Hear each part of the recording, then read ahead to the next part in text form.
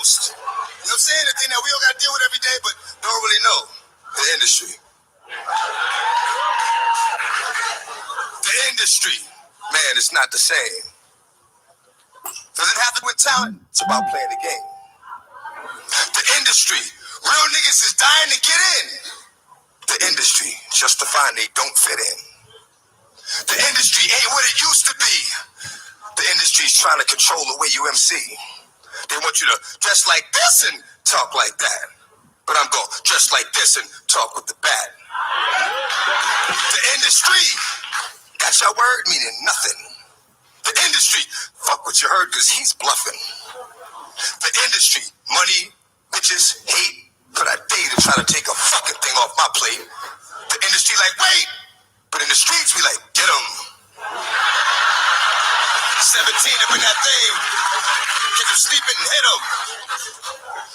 The industry, if you ain't got a strong mind, the industry will break you down. It's a matter of time. The industry, vultures with nothing to feast on. See me, I'm getting my beast on. The industry, stay in the dirt, play in the dirt. Test the wrong one in the industry and you will get hurt. I'm not an industry artist. I'm an artist in the industry. So I do what the fuck I want because nobody can finish me.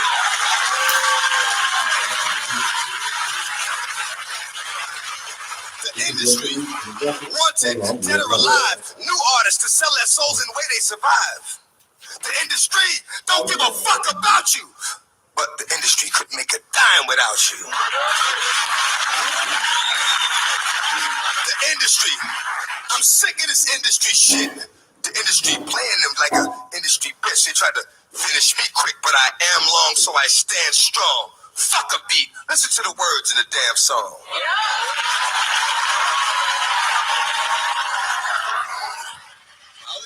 I only know how to speak the truth. You know what I'm saying? So I got a little short joint I'm gonna hit you with. You know what I'm saying? And it basically reflects on my relationship with the industry. This is what it is. Often my words fall on deaf ears. Motherfuckers be listening but don't hear. Talking to a nigga, he be sitting right here. I be like, where you going? Nigga be like, yeah.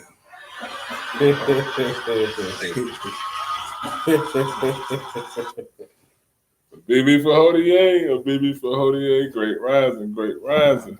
I'm back at you again. You should know what a BB for Hodier mean if you've been on this channel long enough. Got my brother back in the building, reoccurring guest. We doing our own thing. My brother, good brother Rashidi. We back again with another powerful recording, another show. You know, we got some good information for y'all. It's a lot going on. It's a whole lot going on that we need to be aware of. And it's a lot that we need to be doing and keeping ourselves focused.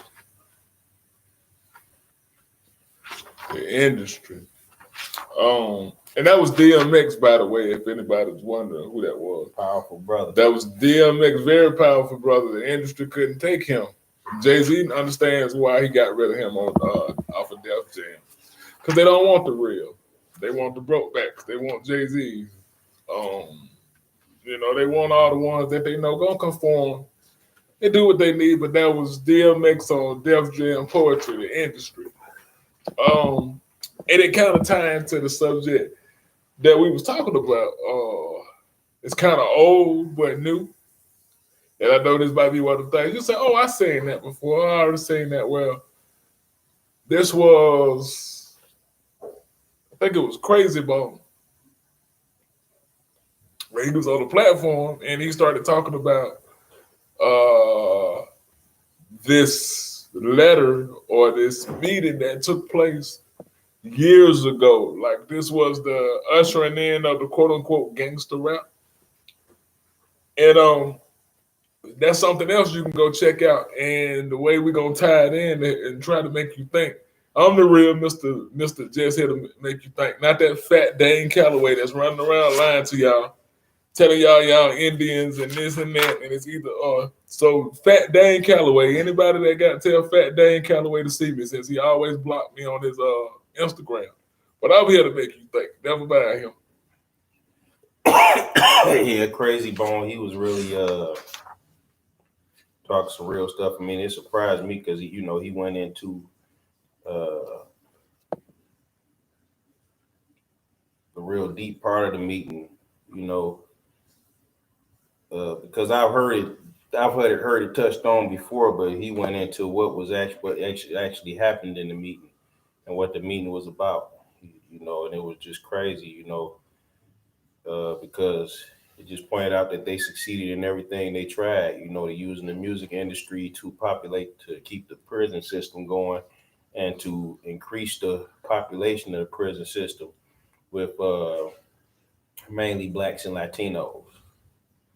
And they had this what this meeting was about to get rappers who was rapping to put more uh, disrespect in their rap towards our own race.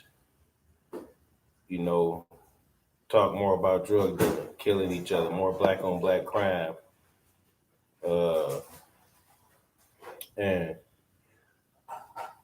of course, we become what we listen to. Look at what it did to our communities. Look at what the gangster rap has did to our neighborhoods. How it has torn us down. How it has torn apart the black family structure. We don't saying something we don't have any value for ourselves as family. The love is gone. We have no trust. It's a big lack of trust within the black community with each other, with our families. We barely spend time with each other anymore. Yeah. And I'm glad you said that. Because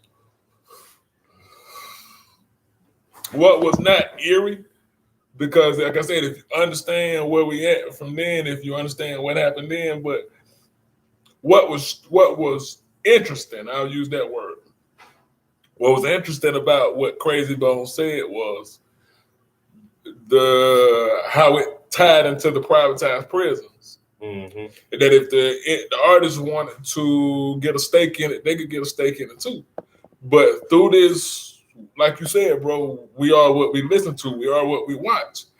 And to anybody that's not doubting, anybody that's doubting that's listening to us, just think about who influenced you.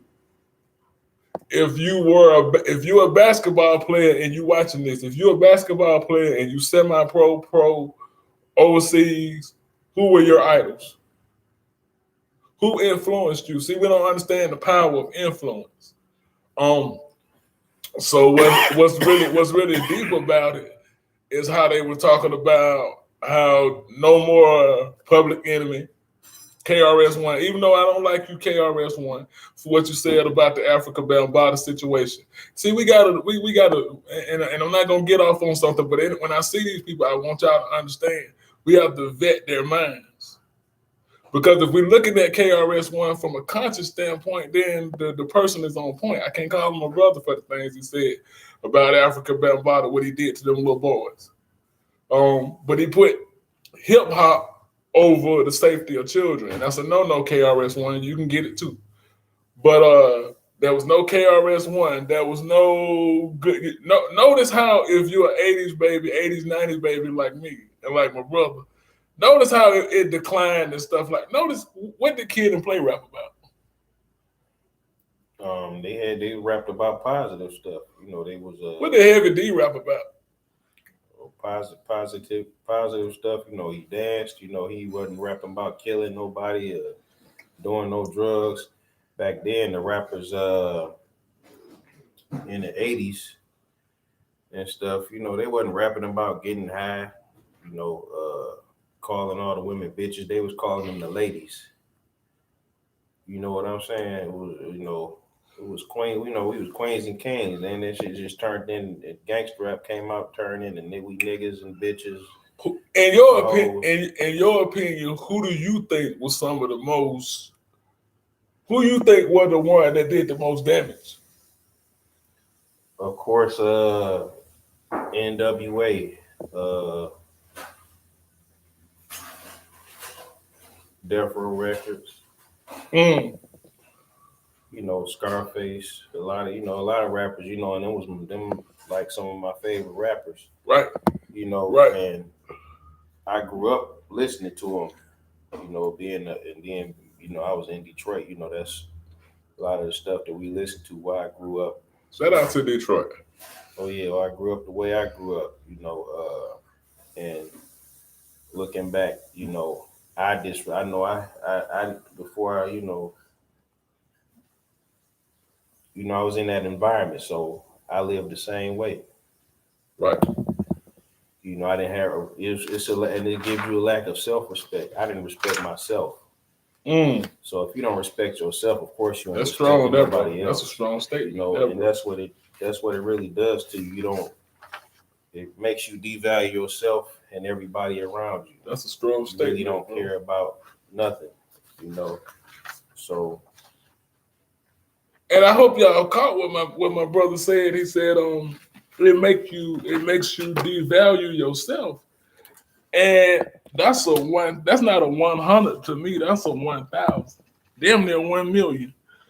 Because that's what we see. We saw the decline in the value for each other. Yeah. Like those artists we named, Kid and Play. Go back and listen to them. You never heard them say bitch or want to kill nobody, not one time. Heavy D was the overweight lover. Shout out to the great Heavy D, the overweight lover. We had music where it was okay to pour it to women. Even the R&B has taken, kind of like just an over-sexualized approach. And I was talking to a friend last night, and like I said, of 80s and 90s. So me, people might be different. You might be different, bro. I never got into Jodeci like that because they was just, I remained a child, and I progressed. Now, there was some things I did see that I wasn't supposed to see, things I was exposed to, but the way I valued the ladies, let me see, I would give credit to people like LL Cool J. The first song that I memorized was I Need Love by LL Cool J.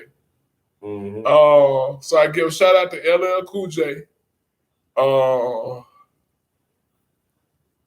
I'm good, G. A lot of like Boys to Men. Now these were people who influenced how I looked at ladies. Even Tupac, and that song Tupac and his Me Against the World album. He had a song called "Can You Get Away." See, Pac had that duality, the Gemini in him. He had that duality, and we got to forget that this brother's consciousness was ahead of his time. He went, 24, 25? Yeah. So a lot of things now that I'm 39 and I grew up on him, he shaped a lot of the way. This is the point of the video that we're making. He shaped a lot of the way that I thought. Mm-hmm. He shaped a lot of the ways that I viewed females. I can remember stuff like, I can remember people, but like you said, when NWA moved in, we embraced being niggas. Now, that's a whole nother video. Y'all in this Nigoose and the Naga, that's a whole nother video, and I'll deal with that, next if you want me after this.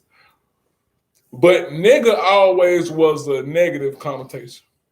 It never had a positive spin. I would debate until Q, Dre, and Easy. And who was the one influential in helping us call ourselves niggas? Jerry Heller. Jerry Heller is Jew. See, Nick Cannon grabbed them ankles when he said Jews were savages, but they are. But that's another part. So we also got to look at who is behind the curtain. Now we're gonna get back to this meeting that changed hip hop. And he was saying that their whole thing was to shape what I'm talking about, shape how we did everything. We were to turn as violent on each other, and when we say black on black crime, y'all got to stop saying this. I understand the sleeper's mind, but y'all, a great book to read is Amos Wilson, The Psychodynamic Racial Personality, Black on Black Violence. Read that. But he was saying in this video, bro, that it was to, number one, fill up the prisons. So think about it. All in this time in the 80s and 90s, if I ain't mistaken, they gave us drive-by movies. They gave us gangster images. They gave our sisters to call themselves bitches, hoes, Shout out, I mean, I can remember the Uncle Luke videos. And the male in me and the boy in me enjoyed those videos, seeing them women. But when we looked at the strategy behind making our women devalue themselves like that makes sense? Oh yeah, it make a lot of sense, bro. Yeah. I was sitting there thinking like, yeah, like over the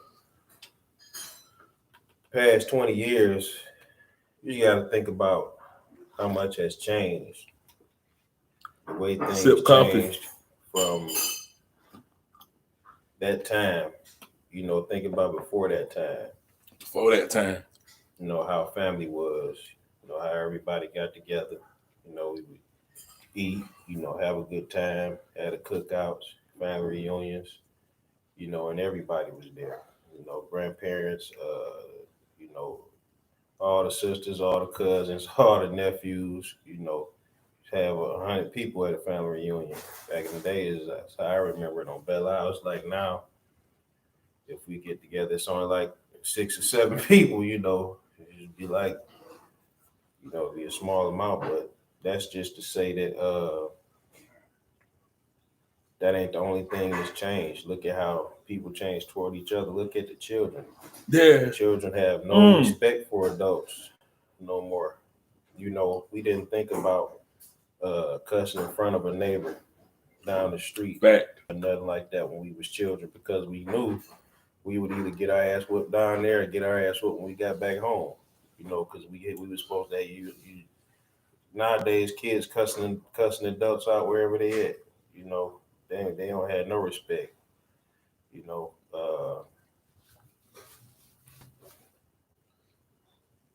Yeah. And yeah. It's like once that, of course, it was all systematic, So I always like to look at like how everything is kind of like interwoven into each other, because look at it like this. They got us to devalue ourselves. Mm-hmm. They got us to hate each other, which in turn made us, first they got us to criminalize. They criminalized us first. But then they got us to criminalize ourselves to justify them enslaving us in prisons, locking us down. 3 strikes law. And they put it on TV. They said, well, don't you see this drug epidemic, this pandemic, this, how they oversell it. But really the hidden hand, who's delivering the drugs into the neighborhood? Who eradicated the Panthers? Think about during this 80s and 90s. This is when I would debate if I'm wrong. Y'all know how I am on this platform. If I'm wrong, correct me. But I would say, would it be fair to say that was the time like the Bloods and Crips really ramped up, or were they around the 80s? Around the 80s, 90s? Yeah, I would say around that time. Because see, that's what we got to do. We really got to look at what was taking place most prevalent. Okay, like now, for example, their agenda now is to homosexualize everybody. So now this is why we see Dwayne Wade's son, not his daughter. Dwayne Wade's son. We see Bruce Jenner. We see the oversaturation of homosexuality, transgenderism, all of this. So what was taking place prevalent, like very heavy during them times that was shaping the way we were? Of course, the music was different. Music is something that's for the soul. Lead it.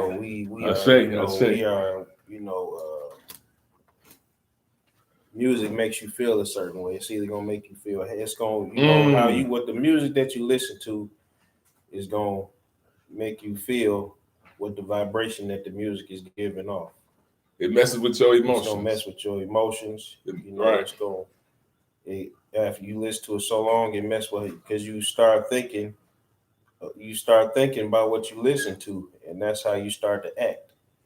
If you're listening to positive music, you're gonna be a positive person. You're listening to negative music, you're gonna have negative thoughts. You're gonna do negative stuff. You're gonna use the negative language. You're not gonna care about what you see or what you hang around. It's a difference. You know, you let your children listen to it. You know, what the little let's see little babies twerking, and that mess is crazy. You know, it's because that's the vibration that you allowing in your home. So your home carries a frequency. You know, it carries the frequency that you carry around Right. with you. Right. And that's what I don't think people understand, because a lot of times y'all out of ignorance, y'all out of confusion, or I mean, ignorance is a bad word. You know, isn't necessarily, you know, until we mature or learn, you know, we all in stages of ignorance. But you know, one thing that I see the people do, they'll try to use African culture. You know, they'll try to use African culture to justify when it's necessary or something. They'll say, um, well, children dance like that in African cultures. No. It said go back to what you just said, the frequency. They weren't the village is not singing the most damaging, denigrating words, lyrics as the youth are dancing. You gotta understand that frequency, like you're saying. Some of the worst words, I mean, if I'm not mistaken, once again, but I think it was the Ghetto Boys. This was the group this was the reason for that parental advisory sticker. Yeah. It was either them or Two Live Crew, one of them. But you know, the way, like you said, the changing, we no longer saw our women as, you know, we started as y'all know I always say, you know, we on that you're on that Al Bundy frequency, the way you view your woman. Because Al Bundy wanted to do anything but be with his woman or have sex with Peg.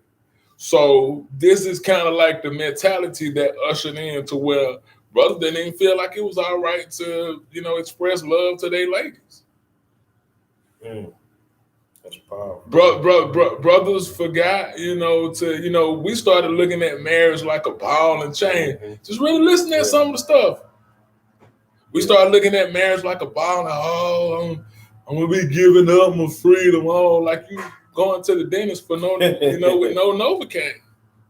Look at the way we valued our women before the coming, because you always got to say this, because y'all always gonna try. If you're around the 15th, 16th dynasty, you can make cases of anything you want. But when I say we loved on each other, this is before any foreign invasion. It's not saying we were perfect, but we didn't look at each other like the way we do now, like we enemies. Now we fighting over anything. Mm-hmm. But when it gets real, you can tell who have the power, because, like I bring up Nick Cannon again, just to mention it of them Jews. LeBron James, y'all call that dude the king and all of that. When he used just who's the words? 21 Savage, when he mimicked those 21 Savage words about we been getting Jewish money. Did you see the apology that he made? Go back and check it out. Look at how your king groveled. And this is not a shot at LeBron. When I'm doing this, it's not a shot at them personally. But we got to understand that if they link to the boule, if they link to any of these things, they not your friends. They might be cool brothers. They might be cool sisters. They might be good fathers. Yeah, it don't matter who it is. Yeah, it don't matter who it is. What entertainer, what actor. You know, if they attach to that, they getting that type of money, then they really not for you. They're not for you. You can't do good and evil at the same time. What y'all saying? We in church, you can't serve two masters. So how can JayZ set and make a deal with devils and Jews? See, y'all look at the knowledge in pieces. Y'all say, oh, sometimes one party, and I call it a mental dichotomy. Oh, and all y'all looking at Tyler Perry, he in there too. So no matter how y'all, no matter who it is, it's not personal. Although when you influencing young boys to wear a dress, I take it personal. And brothers, you should take it personal too. We have to make the strong black men being a thing again. Stop all these manicures, getting your eyebrows arched. Stop all this stuff. ain't no man supposed to be getting the eyebrows arched. You know, so you know, all of this in the shaping of this meeting that they had. Yeah. It affected all of this. If this meeting don't take place, we don't have a young thug right now to do what he did. We don't have a JayZ to do what he did. We don't because the entertainment. That's why I love our great ancestor Nana Francis Cress Wells and her and her nine areas of people activity. Her and Barbara Neely Fuller. Look at those 9 areas of people activity. Actually do the research. Actually look into this stuff. Stop being so emotional. You can't think when you're emotionally led. We got to understand how we got in this, but we say, you know, sometimes I'll be reading comments and people will say, well, you got to blame the parents. You can't blame. Look at what Cardi B is doing to young black girls now. She's not a black woman, but she's affecting damn near majority of all of our young girls, their mothers. Because it go back to that frequency that my brother was talking about. The parents are on the same frequency as the children now. I remember at one day, I did have a mom. My mom was great. My mom didn't restrict what my brother and I listened to, but we knew. And my spirit just caught on to people like Tupac. My spirit heard some of Biggie, but some of them lyrics, even then I was young, I was like, that don't. But even still, they were a part of it. Much as I love Tupac, he was a part of it. You can't be in this industry but for so long. That's why when we're looking at people like Erykah Badu, she's still in there. She can deny it. I'll read this right here. This is by John Henry Clark. Clark. This really sums up, you know, exactly what we're saying. To control a people, you must first control what they think about themselves and how they regard their history and culture. And when your conqueror makes you ashamed of your culture and your history, he needs no prison walls and no chains to hold you. And that's what they did with this music. That's what they used music to do, the rap music, the gangster music. They used it to control us, controlled us mentally. They built, this is something that he said that was crazy. It was 5,000, what was it, 5,000? 5 or 7,000 prisons in the United States. He said now it's like 15,000. So it nearly doubled. It overly doubled. Yeah. You know who the majority is that's in there. So when you look at the breaking of the home, because when you mentioned the family reunions and the dwindling in the number of the family reunions, that's what it is. You know, it's like they killed that family unit. So the brothers, when y'all out there taking them chances, I can understand. I understand the chances because I understand the condition. This is what I'm talking about, the conditions that was created, and you know, you take them chances. But what I want y'all to think about, my brothers, is everybody, you physically do that time. You physically do that time, but everybody do that time with you. If you got children and babies do that time with you, your mother, your family. Because one of the strongest ways from 5, he said from 5 to 7,000 to maybe 15,000. Think about how many black fathers was in there not to teach their sons how to be men. This is how they got us now. Because they removed the man from the home. And some of y'all are beating up on single mothers, but y'all don't understand what happened. Because they were impacted too. They don't get our women until they get us. We are the front line. So once they get us, you know, it's open season for our women. So a lot of times once they remove the man out the home, the son got it how it was. Remember I said they criminalized us. Because the music glorified this lifestyle. It glorified this lifestyle. I was looking at a documentary. I was looking at something last night. With one of he was the driver for BMF, Big Meats, and how that organization failed. He said, at one point he never thought it would have got to that point. So it's like, and in no way are you knocking them, but what I'm saying is they use those influences, they use those images. They use JayZ, they use Gucci. Oh yeah, yeah. They use T.I. That's why I say shut up, T.I. with some of that stuff you saying here in ATL. I don't know where you live. This ain't no damn Wakanda. But I don't know where you live, but you were a part of that, bro. Knowingly or unbeknownst to you, because I know you like them words like that, and it's not being funny, this is real. Somebody, what I don't, and like I said, it wasn't that I was beating up on Ice Cube, but if y'all as the artists, I'm talking to y'all artists, if y'all can't understand, y'all have to undo what you did to fix this. Y'all gotta think about this, artists. Think about what y'all were willing to do to mislead the people's mind. Knowingly or unknowingly, I'm not gonna indict everybody, but think about what y'all was doing to knowingly mislead the people, poison the people. And when I watched the BMF movie, the limo driver, he said he grew up with a drug addict mother. But I understand them chances. And he was like, everybody was saying as he got locked up, driving, they didn't see him as that type of guy. He looked like a good guy. It was a hell of a transition they made though with the music. How they went from it. They started with the gangster rap. And they slowly twisted it around and turned it into gay gangster rap. That homo thug music, right? Homo thug music. They, it was killing each other.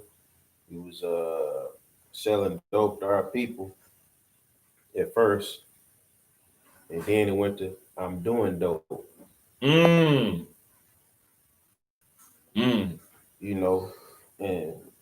look at, we got young people out here in the hood that's 18, 19, 17, 16, 17, 18, 19, doing cocaine, doing pills now. Getting younger and younger, little boys. Little boys walking around switching. 14, 15 years old. It's from the music, what we pay attention to.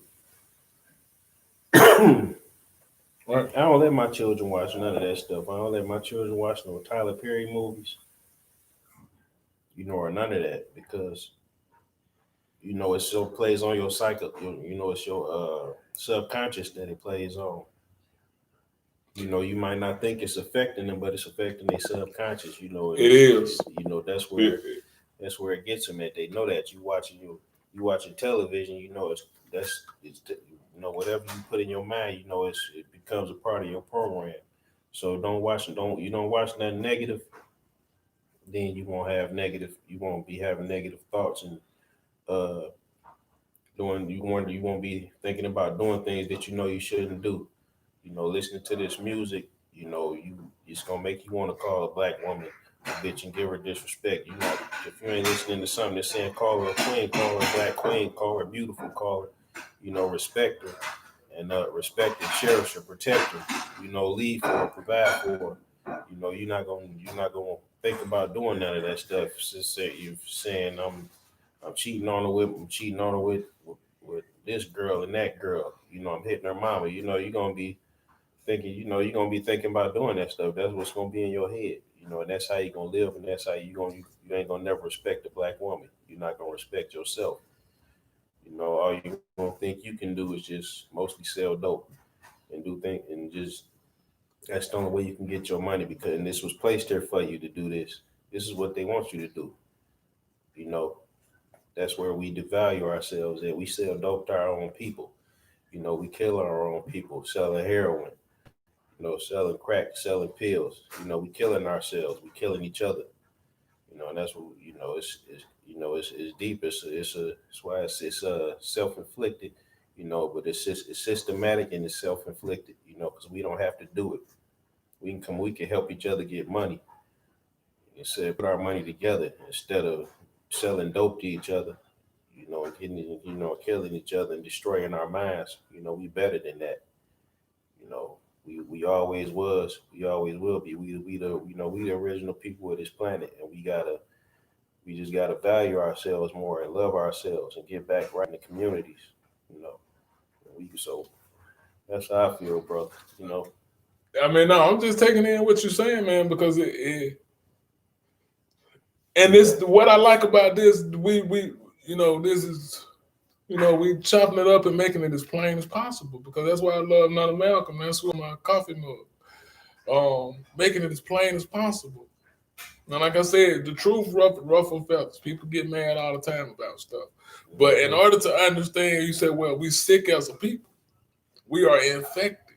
Well, what if you go to the doctor, they're gonna say, well, what did you ingest? You know, did you ingest anything? You know, what did you eat? You know, so what did your mind eat? What did your spirit eat? What does your spirit still continuously eat? What kind of music are you listening to now? Now, if you find yourself, because it's stages, what I'm saying, I know people just don't change overnight, but maybe, you know, to make you, you know, feel what we're saying, think about, you know, now I'm a lyric listener. So if I'm listening to something, you know, and I'm like, oh, that's why I don't listen that much of Biggie Smalls no more, unless it's songs like Missing You, with 112. Shout out to 112 ATL. You know, a couple of his Sky's the Limit, you know, maybe those songs. That's what I did. I still listen to pop, but I cut out a lot of stuff that you know, if it's still pushing genocide and killing, can't listen to that. Yeah. You know, it has to be conscious, vibrational, you know, spirit raising music. But now just start listening to some of those lyrics and think about who influenced you.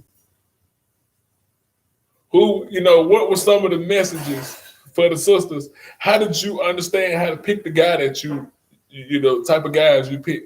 These bad boys. Fellas, how did you learn how to pick the female that or the, you know, in stages of growing from girls to, you know, females to, dare I say, our women, you know, because I believe in stages to womanhood just like in stages to manhood. But just think about that. Who influenced you? You know, as Nona Malcolm say, and his stuff, you know, our ancestor stuff never get outdated. Who taught you to hate yourself? Who taught you to hate yourself? Who taught you to hate black men if you're angry with black men, sisters? Who taught you to hate and call sisters bitches and hoes, brothers?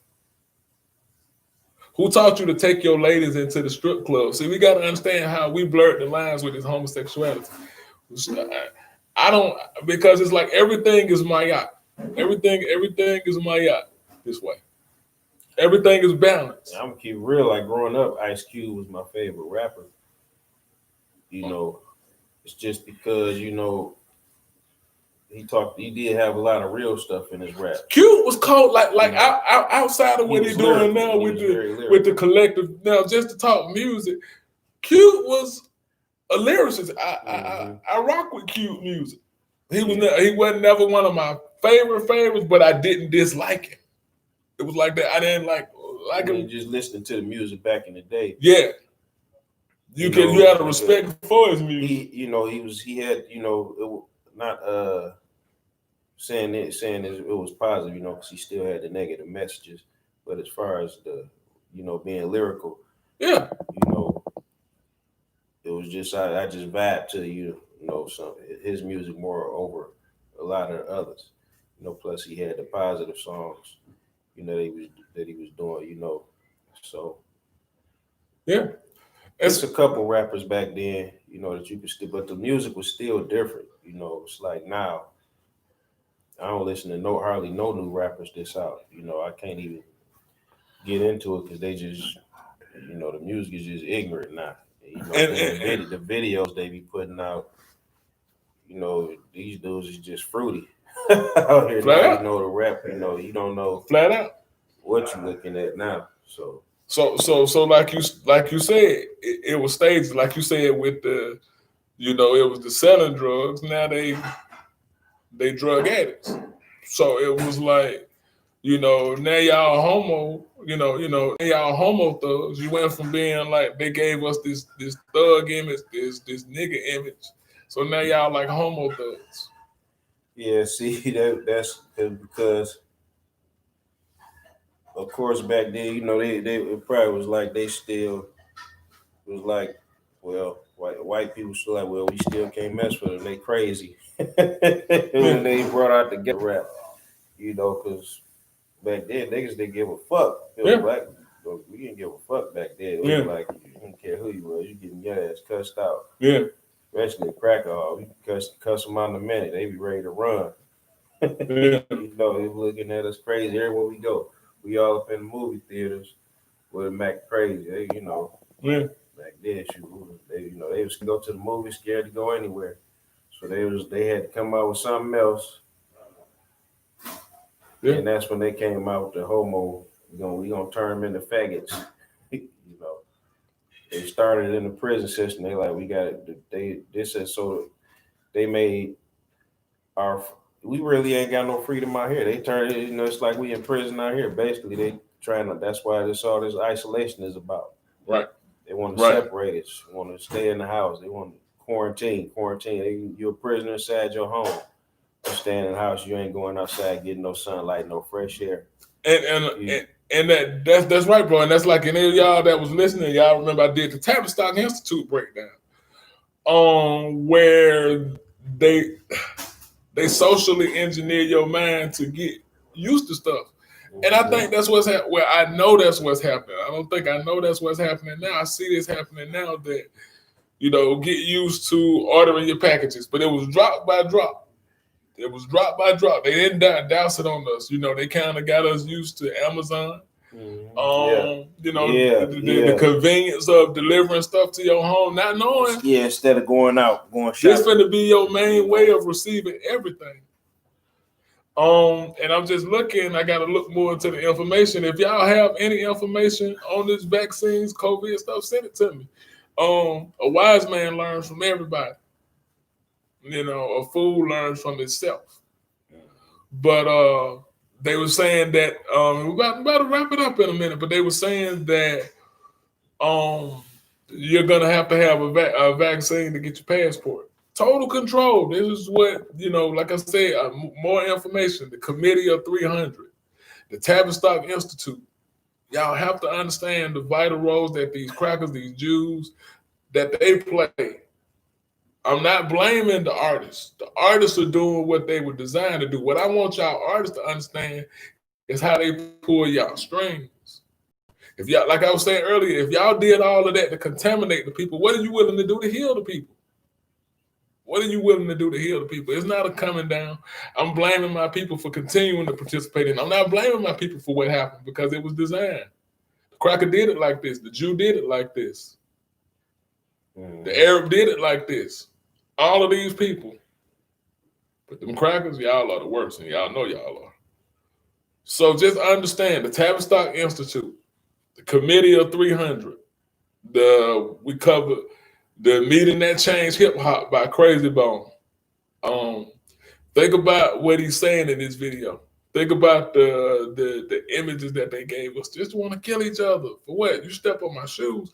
I was listening to Monster Cody, Sainka Shakur, because I'm not going to keep calling that brother Monster. What he did was monstrous when he changed his mind around.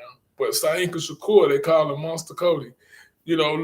All of these, go back. He has a great autobiography. Pick it up and read it. Look at some of his videos, Sainka Shakur, or just put in Monster Cody. It'll pop up. But and hit us up with comments. Any final words, my G? Yeah, I just wanted to end on this right here. What I was saying earlier, they use the virus to separate us because we're easier to attack when we by ourselves. They call it social distancing, but it's really about divide and conquer. Divide and conquer. If they keep us 3 or 4 to a house, So we gotta stay connected. We gotta stay close to each other because it's getting crazy out here. We can already over this whole year, everything been crazy. They saying the vaccination is gonna give you flu-like symptoms. Yeah. Like now, what do they mean when they say flu-like symptoms? Because I'm not planning on taking the shot anyway, and I hope that a lot of y'all are smart enough to feel the same way. But together, I just want everybody to be safe. I say stay close, call family. Do what you got to do to protect yourselves. Get your canned goods, your water, just everything you need. Everything you need. Just want to know what might happen in the United States. Right. So that's behind that. Just wise words. And I leave you how I greeted you in the words of a BB for Hodier, African Liberation for Africa. A BB for Hodier. To everybody else. Peace. Peace. Yeah, man. Yeah.